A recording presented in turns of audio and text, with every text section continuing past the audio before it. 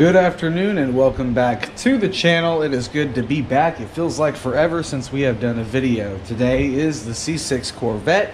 If you are new here, recently subscribed, thank you for subscribing. If you're new here and haven't subscribed, you should definitely subscribe. If you are not aware of what we do here, here's a little bit of what we do, a small intro to show you what the channel is about.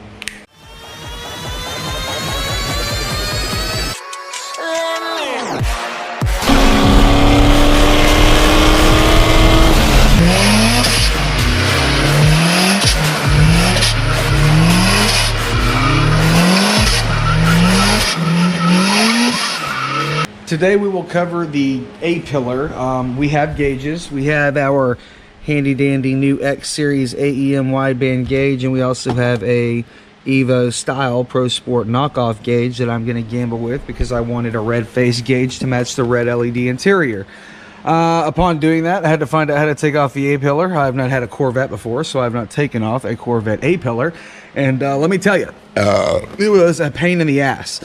It's got 3 tabs, obviously. We've got 1, 2, and then 3 up there at the top. And once I got those undone, I'm like, oh, surely we're good. But we still had a Velcro pad right here that helps keep it stable down yonder. And let me tell you, I was pulling on this thing. I had my foot braced up right there. Could not figure it out.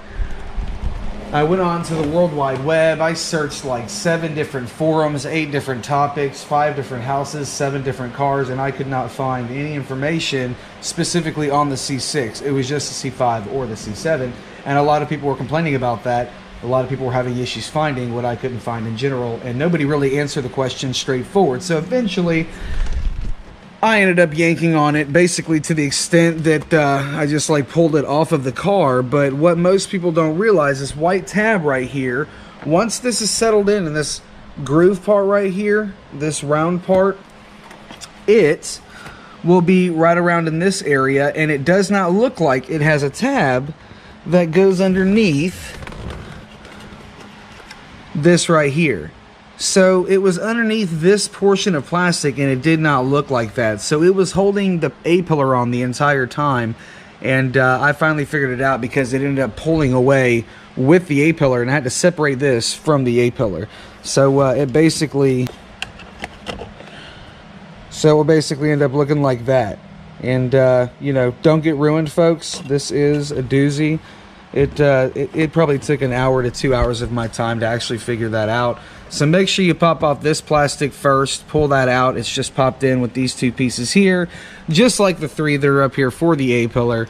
And once you get that plastic off, it will expose this piece, leaving it free and available to come off. But do at ease that I'm not sure what material this is made out of. It might be fiberglass, I don't know, but it is very durable. I had this thing bent out this way, yanking and pulling on it, and it didn't crack, it didn't give way or anything. So that was really cool. A very, very solid structural piece here. So we're done wiring everything. We're just going to button everything up now, and we're wiring in the AEM wideband and the boost gauge, and you know, we're going to do a separate video on that. So if you want to see the wiring and everything, I'm going to show you that in a separate video, just because in order for me to get any information about the A-pillar, I watched another YouTube video from Bad Luck Garage, and he had a C5, not a C6, so his came off way easier, and his was not located at the bottom underneath this trim right here. So I had a bit of a time trying to get that particular piece off. Couldn't find a video on the C6, so here's one for you.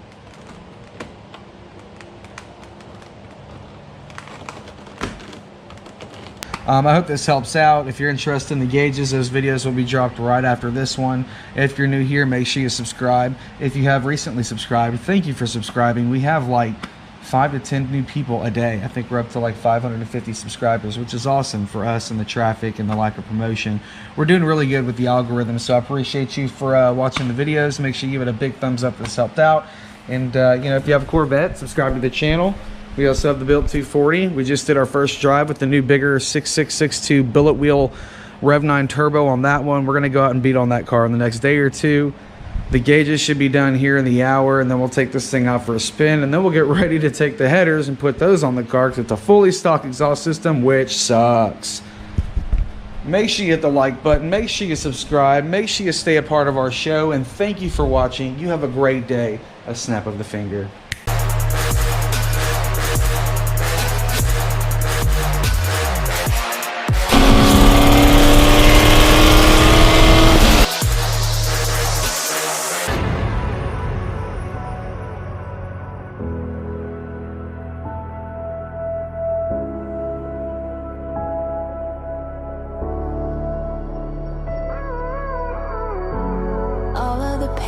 seems to follow.